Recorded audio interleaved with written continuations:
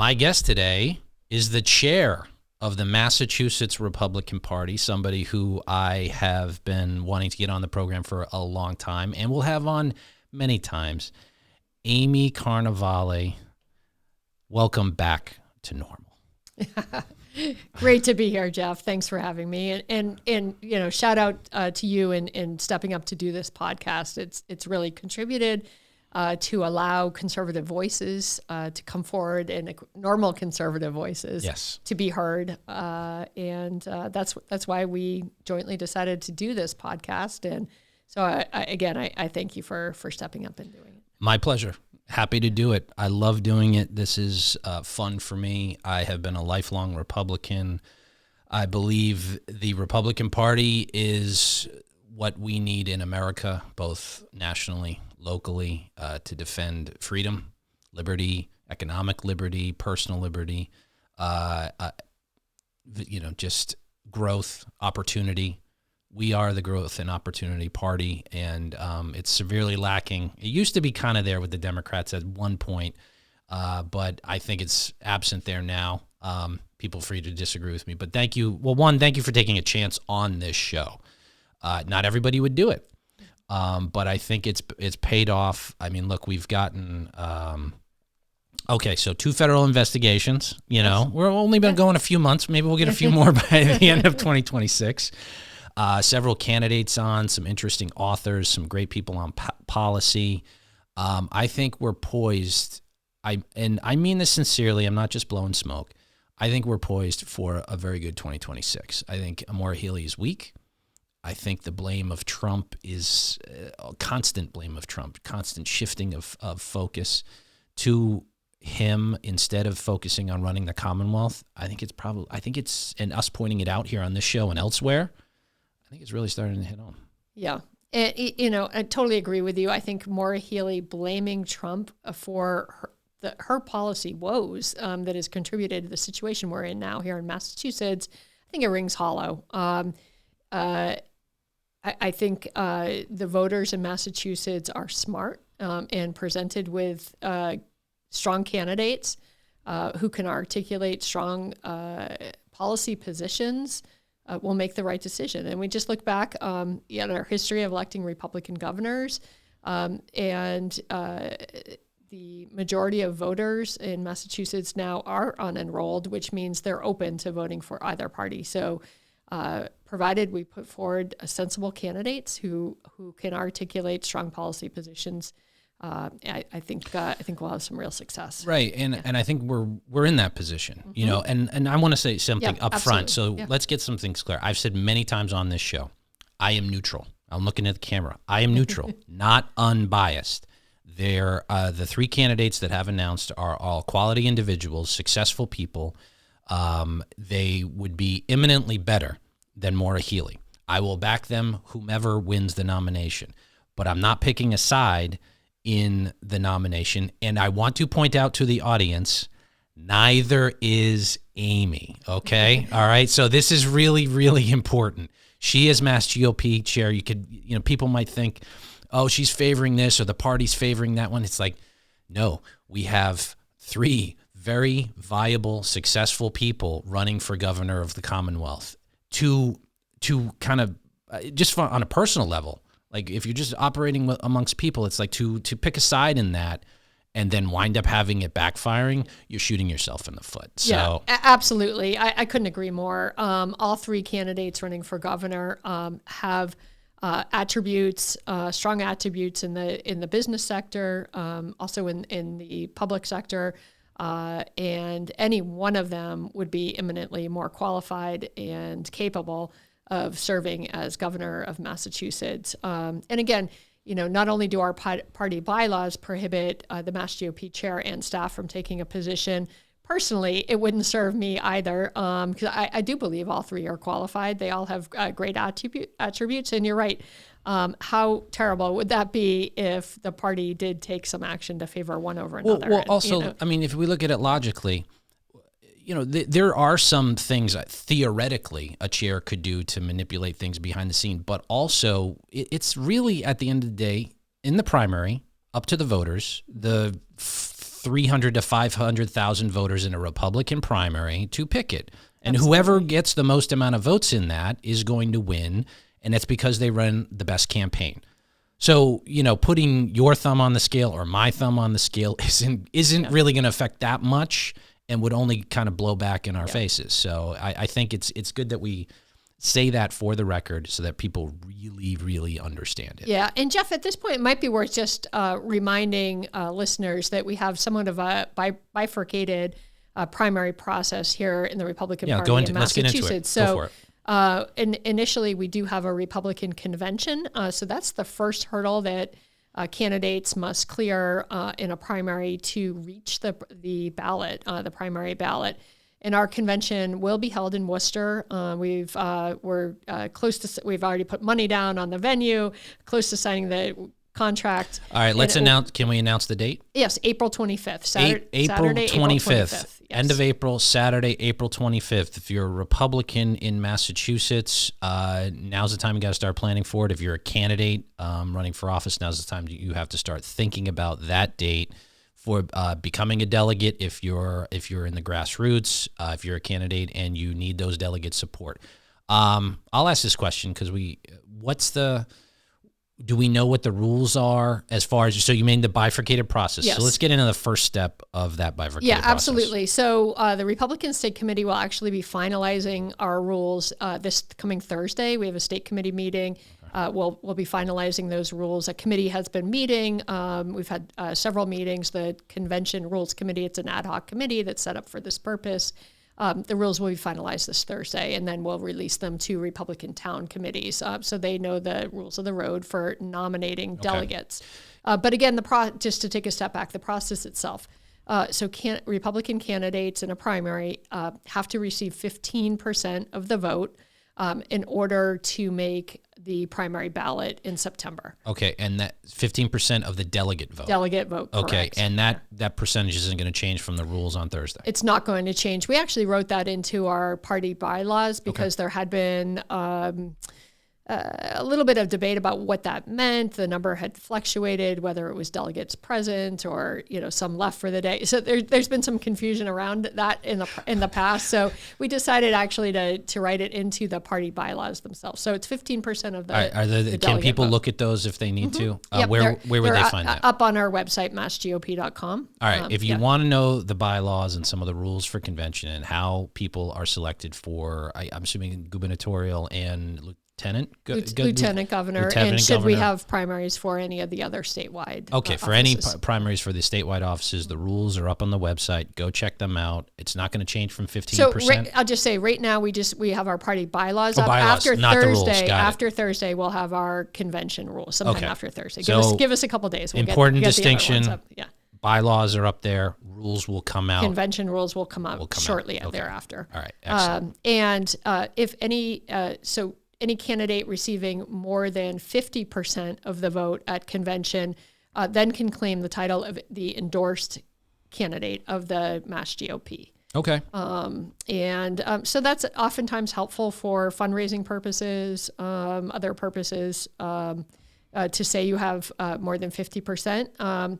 I'll just add, this is maybe a little too much inside baseball, but I know your listeners. No, let's get into it. Let's really get into it. We did ask for clarification just this past week from the RNC attorney with the Republican National Committee, parliamentarian for the RNC as well, how our party bylaws interact with our convention rules. And so there was a question about whether 50% of the vote at convention means you would have exclusive right to the resources and coordination with the MassGOP. The opinion that we received back from the RNC that it is not exclusive. You could basically, the convention vote says you are the endorsed candidate of the MassGOP. In order to go that step further for exclusive resources, the state party would then have to take a separate vote and vote by 2/3 majority that you are the endorsed candidate of the MassGOP. So it would be a two-part process if any candidate wants to do that. And Charlie Baker, I'll just point out, it has been done in the past.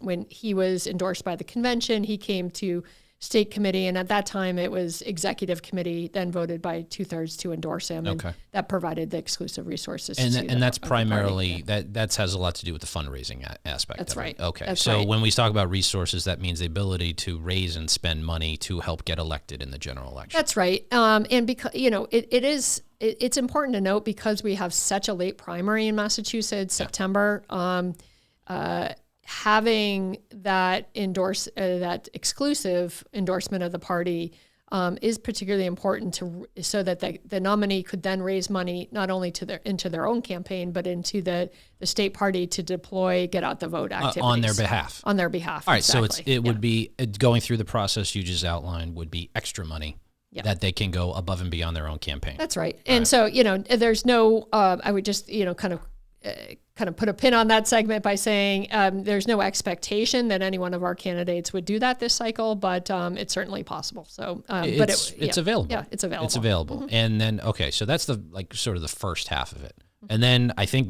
most voters and delegates will understand, then there's the primary. Mm-hmm. So even if all those things take place in favor of one candidate, they win convention, maybe they get a majority, maybe they don't, or if they don't hit 15%, then they don't get on. They can't be a Republican at all on the ballot, right? So at that point, and then September, I think it's the first Tuesday, sometimes right after Labor Day, right? Yeah, I don't think. I'm not sure if it's been set yet by the Secretary of State. Though he has sometimes fiddled with the date a little bit, depending on where the holiday falls. Right. So, yeah, and then based on that, you can then determine. Well, then the nominee's selected, right? So that's whomever, basically, it really comes down to that's where there's resources, there's things that are available to you after convention, things you have to do, but really that's what it comes down to, the primary in September. And it's a late primary because the Democrats in the state have set it up that way. So that eventually that's going to come back to bite them. And it might even do it this cycle, but the late primary protecting incumbents, so you'd only have maybe less than 2 months. Yeah, right? I'll just say I've had some discussion with some progressive groups kind of on the far left about moving that date of the primary, and there's actually been some interest because those progressive groups also see that it's a disincentive for a competitive election. So even in districts that might be really hard for Republicans, you just have one that we wouldn't typically compete in. You'll just have one Democrat running, and so they would like to see more competitive elections, even among Democrats, because they think that brings, and I agree, that brings elected officials, makes them more accountable to the voters if they have to face opposition, regardless of who is running against them. There are weird. Very few, probably less than 5% of the time, on issues where the extreme left or far left currently, and I don't trust them fully, where we agree, right? Paths overlap a little bit. That's one of them. So the early date on primaries. The second one is transparency, because they want to have a transparent government. Yes. Now they want government to control every aspect of your life, but they want it to be transparent, which is nice. We're not going to agree on where we head, but we agree that the process that everybody should know about it, right? Exactly. So that is a differential, and I think we can occasionally find common ground with them on those very unique things, and which should tell that should be a cue to people in across the Commonwealth. And I think you definitely squeeze the middle out of it too, because there's very few people that they should move back the primary or move up the primary, however you want to say it. They should be more transparent. It's if the Republicans and the extreme left are agreeing on something in a majority Democrat state, maybe it's something we should take a look at. Yeah. And just one other thing on the primary date, now that we have mail-in voting, and we can, that's a whole other topic of, whether that should continue, but basically, no excuse mail-in voting. It's gotten really hard for city and town clerks to turn around those ballots so quickly after elections, particularly if there's a need for a recount. And then, they're already mailing ballots out for the general election to overseas and other voters, so quickly. And that leaves little time for debates. I do want to mention one other thing too, kind of that left-right coalition. One other issue that I actually testified at what was called a people's hearing, because it wasn't actually on Beacon Hill, but it was right across the street, was the issue of stipend reform. So actually even the Boston Globe has covered the fact that our legislative leaders have increased these stipends to committee chairs, and in some cases, these chairs haven't even met in years. Well, let's talk about what the stipends are for or earmarked for. Yeah, so they're so these are salary increases for chairs of committees, and it's both sides of the aisle, but predominantly Democrats. And where the speaker can appoint a committee chair and pay that chair tens of thousands of dollars extra for serving as committee chair. And again, there's several, the Globe has even covered, there's several committees that hadn't met in years, and they're getting, these stipends supposedly for extra work of serving as committee chair, but it's really just a way of rewarding loyalty to the speaker and using salary as a way to do that. Yeah. So we believe that system needs reform. And progressives do as well. They do. Right. Yeah. Okay. Yeah. That makes sense. Okay. So you hit on something before that I wanted to touch on, because we as Republicans, I think we have to come down to earth on what is mail-in voting exists. And until it goes away in some states, whatever states do what they do, I think in some places it's been pulled back right after COVID, but some places it's been kept in place. And I think Scott Pressler, who ran the operation in Pennsylvania and helped flip Pennsylvania and some of the battlegrounds, has gotten into this. We have to deal with reality, and reality is mail-in voting. So we can't just complain about it. We actually have to build out an apparatus that will to help us be successful at it. So that's where I'm going to pause and put in my plug, our plug. All right, so we're both on camera right now, and on the screen is the link where if you would like to go donate, yes, Amy, look into the camera and say, we need your support. Scan the QR code on the screen. Go donate today, because one thing I am tired of is people Monday morning quarterbacking all over the internet saying, you should do this, you should do that. When's the last time you donated even $25 to the party? Oh, I've never donated to the party. Have you come to an event and paid the $50 that helps go to the party? No, I've never done that. You just sit on your keyboard and you complain. Well, look, I got off my butt. I went to Amy. I said, I think this show can be a good tool in the toolbox, just one weapon, one arrow in the quiver that we can use to help get Republicans elected. Your part out there, internet land, and I'll put the camera on me for this, your part out there, write a check. Go on the link. Donate. It will go to getting votes for Republican candidates, to building the mail-in infrastructure that we need to do. I'm going to do this on behalf of Amy because the party really needs your support. We really, really do. So if you can do that, don't complain. Go to the link on the screen. That's my pitch. Thank you, Jeff. And I'll just reiterate that, every dollar in some way goes to help recruit, train candidates, and support our candidates. Even leading up to the last municipal elections that we had just about a week or so ago, we did an incredible amount of digital advertising for our municipal races. So that's city council, mayor, and also just, I would say, the staff of the MassGOP. They sit and work with these candidates to identify their targeted universe. So this is important. This is how elections are won, right? If you want a robust state party, a robust party, you've got to contribute money, okay? And look, I know, I get it. Times are difficult. We're all feeling it. Okay, we know the key word for probably the next few months through next election may be affordability.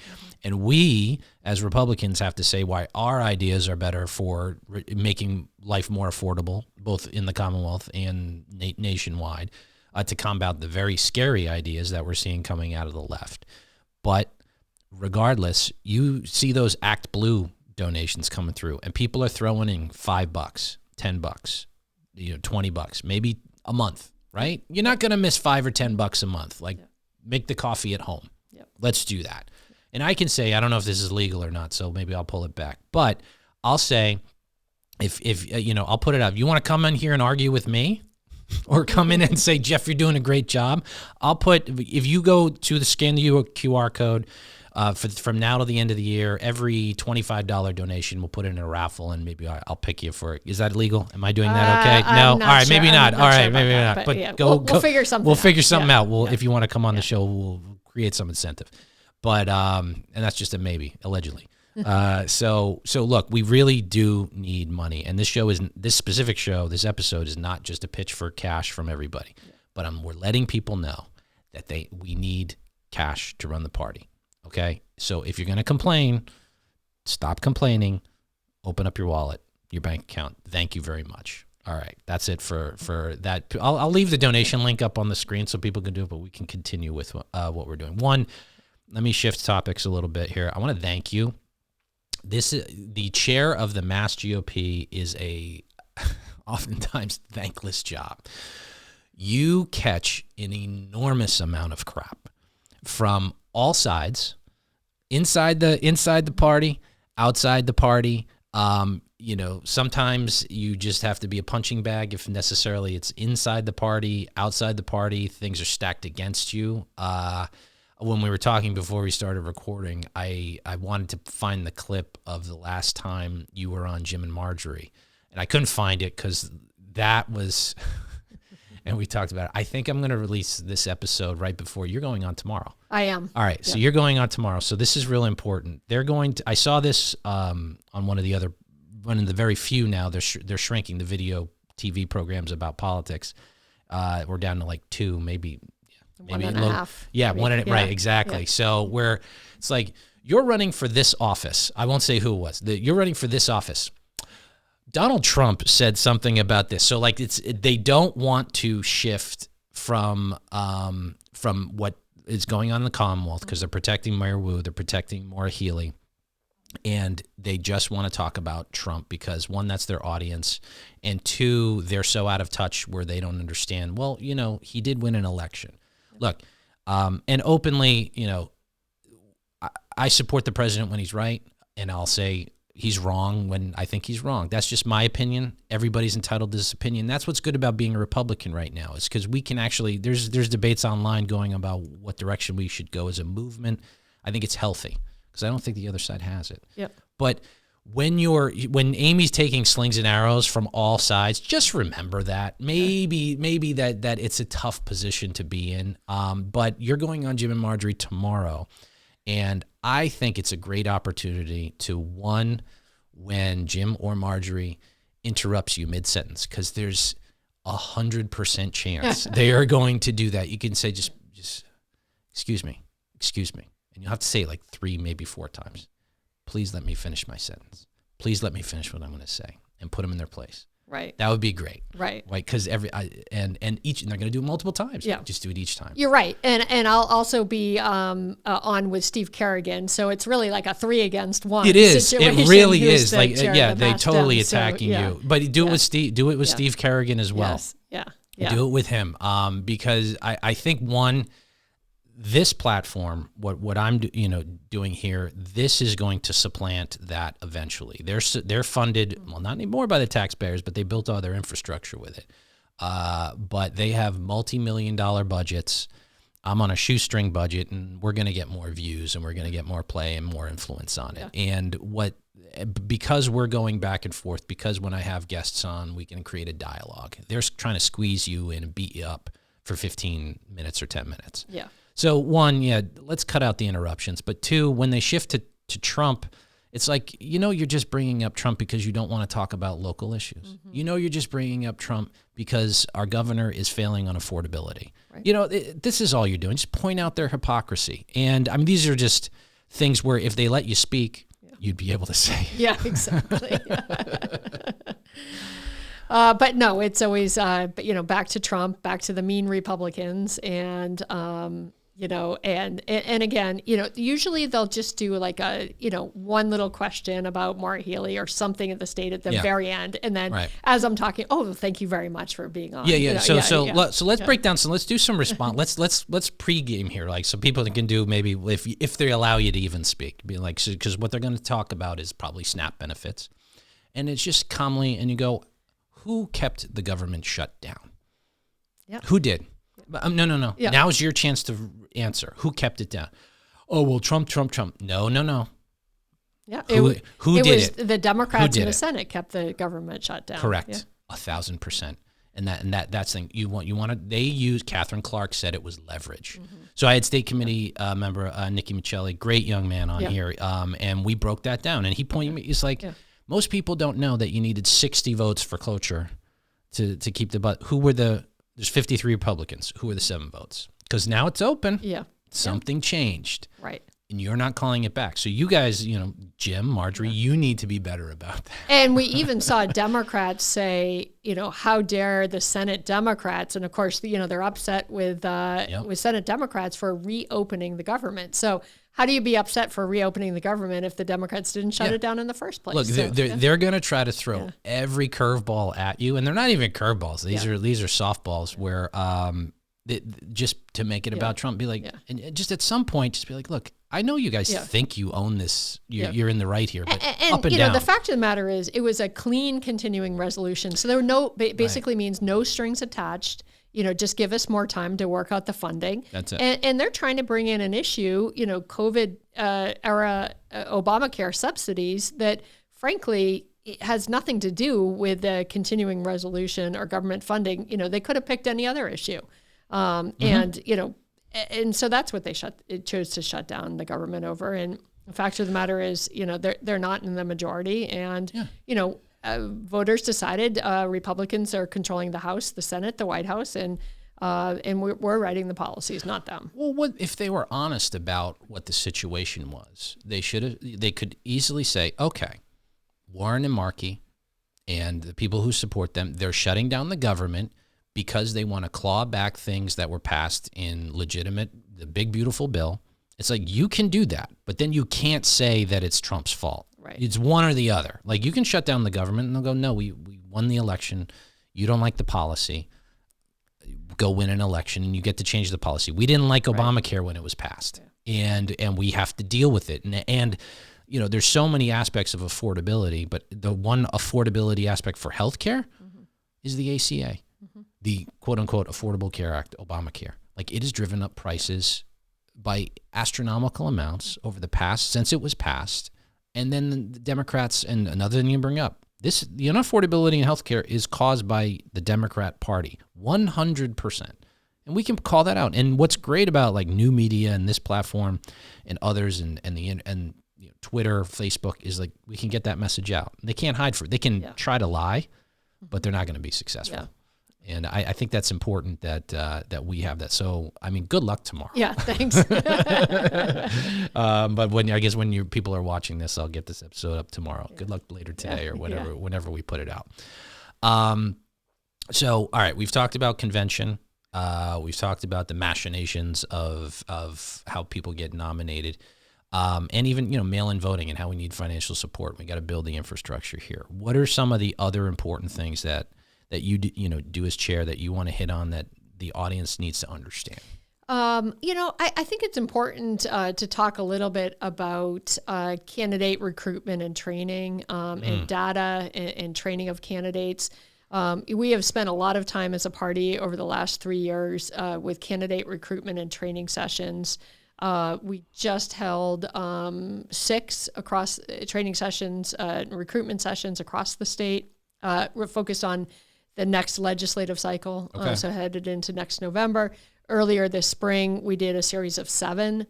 So basically every spring and fall for the last couple of years, we've been going around the state, putting word out to Republicans, come talk to us. Are you thinking about running for office? Do you have friends thinking about running for office? Are you advising somebody who's thinking about running for office? Come talk to us, because campaigns today are a lot different than what they were even, 2 or 3 years ago. Yeah. Very much digital focused, focused on the data. For the first time in a long time, we now get data from the Secretary of the Commonwealth on mail-in voting. Massachusetts was one of only 2 states not to provide any data up until about a year and a half ago. So That's shocking. It was, yeah. So the Republican National Committee actually went to a meeting, and they actually had a color-coded map that they provided. that had, some access, full transparency every day. They update data on who's requested and return mail-in ballots. And that was a lot of states. And then some had, don't you love a color code? And no matter what the color-coded map is, exactly. Massachusetts is always an outlier. Exactly. Or like the states around us, it's always like dark green, and the rest of the state is like pale. The rest of the country's pale green. There's always, whether it's affordability, whether it's transparency, so we're always the outlier. In this case, it was Massachusetts, and I want to say South Dakota. I think it was one of the Dakotas. And the reason that they had no accountability, transparency, was because they didn't have mail-in ballot voting. Exactly. Yeah. So we were essentially the only state, and so both our national committee man Brad Wyatt and myself, we went to the Secretary of State's office, and we basically shamed them into providing it. And I talked to the Secretary himself, and he said, well, I really don't want to bother people, if they have the data, if candidates know, that somebody has requested the ballot. I don't want them to be bothered. And I said, well, once they mail, if you give us the data and they've mailed it back, we're not going to bother them one more time. I promise you. So we initially were starting to get it twice a week, or once a week, and then we're twice a week. And we hope by next November that we'll be getting it every day. Excellent. And we're going to use that data and the money that you donate people to get votes. Yeah. This is good. This is so progress. The reason this is so important for us as Republicans in Massachusetts is because it levels the playing field with the Democrats. So how the Democrats were able to get this data in the past is they would have people at the city and town clerk offices with FOIA requests, Freedom of Information Act requests. So you could submit a FOIA request to your city and town clerk and ask for that data. Okay. And in some cases, you get it back in a couple of days or a few days. So when Massachusetts by narrow margin passed the so-called millionaires tax or surtax, we didn't have this data. And what the teachers union did is they would have people at all these town clerks, they fanned them out. Of course, many of them paid.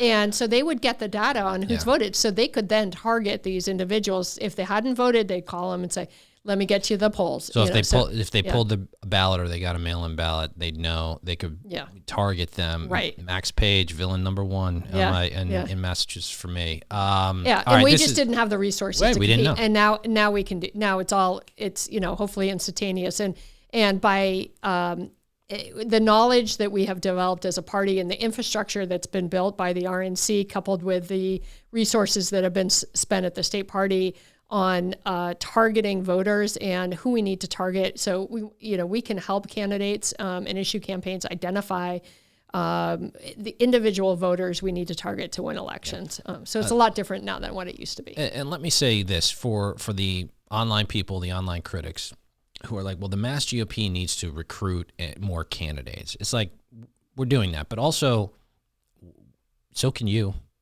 So can anybody. You step up, like even if it's school committee or alderman or whatever, city council. That is a great training ground. You might lose the first one, go again. Mm-hmm. Okay, but even state rep, if you have the ability to, or you're a small business owner and you'd like to run for office because you're tired of what's going on in Beacon Hill, like that's you. Go do that. Go. Yep. Like contact Mass GOP. What's the signature threshold for state rep or state senate? 150. 150. Yeah. Okay. Yeah. Let me tell you right now, I ran for Congress back in 2012. You needed 2,000. 150 signatures is nothing. Like it would take you a weekend at the transfer station or the supermarket, and you'll knock that out. So like that's really the thing. Then you're on the ballot. Yeah. Then you're on the ballot.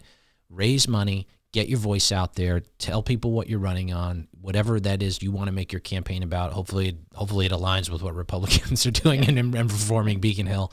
But it is not I don't know what people think the party is sometimes, where they just have this misconception that we're smoking cigars and drinking brandy and going, ha, ha, ha, ha. William will just run for state rep. And No, we need people to step up. Absolutely. Step up. Don't do it. We'll do the best we can to support it. This data is good. This this is the other thing. You can piggyback up and down the ballot on this type of data. If somebody needs it in a swing town that's running for governor or statewide and senator or attorney general or whatever it is, the people the candidate in that town for city council can use it next year. The state rep person, or the state rep candidate, can use it for their votes. They can even, and the state rep might even be able to do it better because they have the time to target, go knock on doors, introduce themselves. That's exactly right. And the data system we have some of our incumbents are using a different system, but we've really encouraged everybody running as a Republican to use the same system, because not only does it benefit you running in your current election from people who ran before you, but also future candidates as well. Yeah. And as you said, candidates up and down the ballot, you can, you'll create kind of tags based on, individuals, what they're doing to help your campaign, and that'll help down the line. And let me point this, if you're on the fence about running for office next year, so a couple things, some logistics. Paperwork comes out in January, right? So the way it works is you go into Boston, you pick up the ballot signatures, okay, for if you want to run for state rep, you pick up ballot sheets. What are they called? Nomination papers, right? So you pick up your nomination papers. They come out in January, and you have about 2 to 3, I think 3 months, right? So the deadline's in April. Yeah. So you have 3 months to collect 150 signatures. Now you should knock that out in a couple of weeks and then submit it, and then you're on the ballot for that. But my point being is you can take the initiative. There will be coattails, in my opinion. That's my opinion. I think we're going to have strong coattails for 2026. And even if you're new to the game and you want to, but you like your community and people know you in your community and you want to get out there and you want to run for office, get to Beacon Hill, make some change, you never know. You never know. People are predicting all kinds of things, which I'm not so sure it's going to happen that way. Like the naysayers in the national meeting about polling, I'm like, I'm waiting for the other shoe to drop, because I think the left is going to come out hard, and then people will go, oh no, we can't go through this craziness again. Yeah. I agree with you. And that's right. What do you have to lose? You're giving the voters the choice. And if you want to complain about a policy, step up and you try to fix it. So let me just say, to get on the ballot to run for office is a low bar, right? As a Republican. And if you want to run as a Republican, you also have to be a Republican. You have to be a registered Republican. I mean, if you're an independent or unenrolled, you can do that too. But if you want to be if you're registered as a Republican, I forget, I don't know what the date is. Maybe you do, but and then you run for office. Then you got to file with OCPF, and you got to, if you're going to raise money, and there's things we can help you with at the party, right? I just say, as soon as a candidate contacts us at the party, we'll have a Zoom meeting with them, video call. To talk about, we'll have our fundraising director on to talk about how to raise money and how to comply with the requirements that the state imposes upon you. And they're pretty simple. Yeah. And we'll have our political director, talking about, how to build your campaign. And again, learning from people before you. And we'll check in with you regularly throughout the process. Brad Wyatt, I mentioned him earlier, our national committee man. He'll, with enough notice, he'll help with some digital ads, that you can kind of put up there. And Brad's been great with the tech part of it. Kudos to him when he was elected. I wanted him to succeed. I think anybody, when he was an elected national committee man, we want them to succeed. And this is important, because, when I ran for office, I was like, I know policy. I know economic policy. I have a good footing on foreign policy. Call it political philosophy, whatever you want to say. So I was like, I threw my hat in the ring. I'm like, I'm better than Ed Markey. I know, come on, look at Ed Markey. He's ridiculous. But I didn't know. I was like, I asked people, actually, how does this work? And they're like, okay, well, step 1, do this, step 2. And that's what we can be available for as a party, as an institution that can help people get elected. To come full circle, if you're out there complaining about candidates and recruiting candidates, it is not just material into existence. It's not a miracle, okay? You got to find the right people who are willing to step up and get on the ballot. So there is resources available for those candidates. Donate to the link so there'll be more resources for those candidates. And I think money makes politics go around, unfortunately, whether you like it or not. It's the reality situation. If you want better policy, you got to vote for more Republicans. So help support those Republicans by donating there. Now, we've covered, let's see. All right, Jim and Margery, candidates, convention, neutrality for this.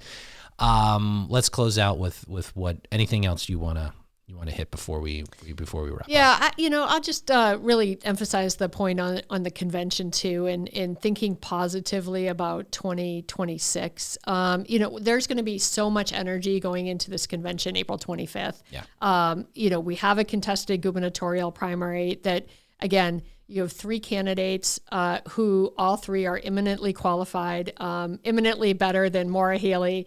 And they're going to be working to get their delegates out to the convention. The party has invitations out to some keynote speakers.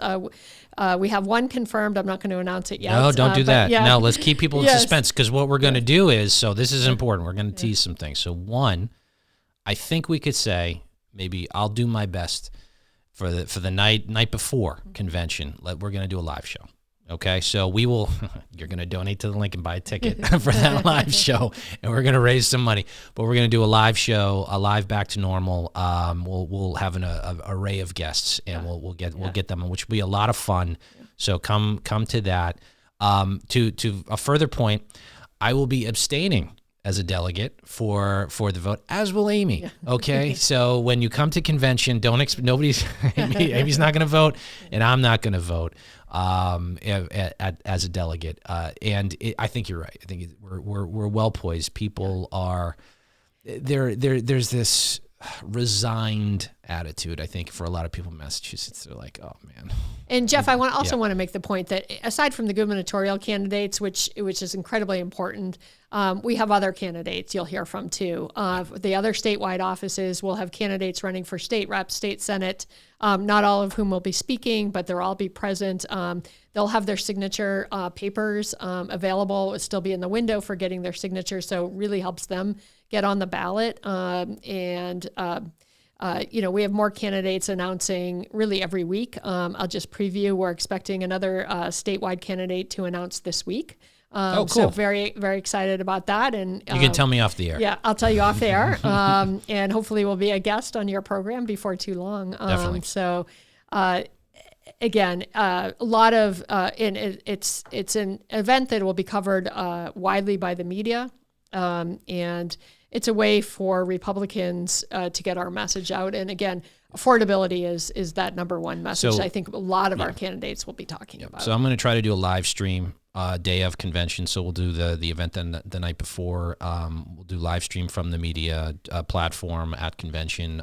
Have guests on, interview them. So we'll be sort of dual programming going on there. And I think, with the generous help of people out there contributing to the party, we're going to be in a very strong position for 2026. I think the excuses and the lack of accountability from both Wu and Trump, and I've been pushing this out on the show, and there's been episodes. I think what people don't understand is Boston's hands are tied with a lot of state controls around them. Like, they can't just implement rent control. They can't. The legislature can put handcuffs on them to do all the crazy progressive thing they want. So our gubernatorial candidate can be a counterweight to the bad policies of Boston. Exactly. So it's important that, like, even if you're in Boston, you can, be a delegate. You go to your ward or town committee, Republican town committee, Republican city committee, become a delegate.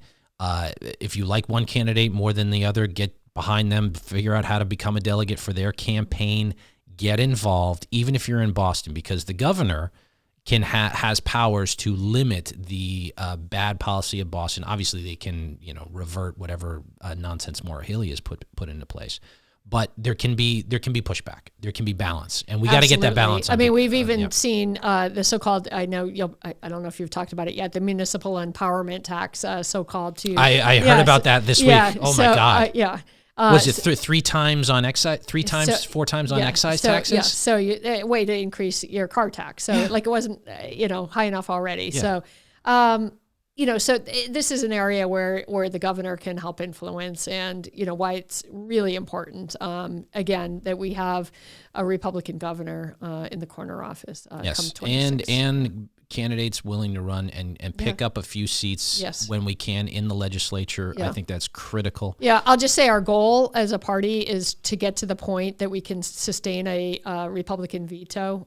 So that is our goal. And that's what we're working towards. So for the audience out there, what's that number? So 2/3 to override a veto. So it would be that. So is that over? So 60, 80 math? I don't know. Probably around 50 people, 55 people, something like that. We need 55 people.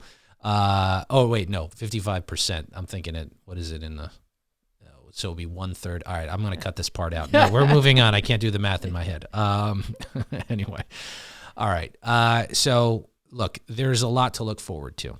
Absolutely. Next year, Amy, I think you're doing a good job, and let's keep it up. I'll be here to support you as best I can. But really, folks. Again, I'm going to be relentless. QR code on the screen, link on the screen. Amy's smiling at you. Donate to the party. We need resources. That resource is money. Money equals votes.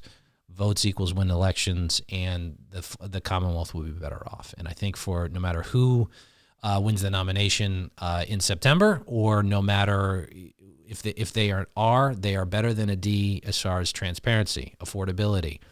Just general living life.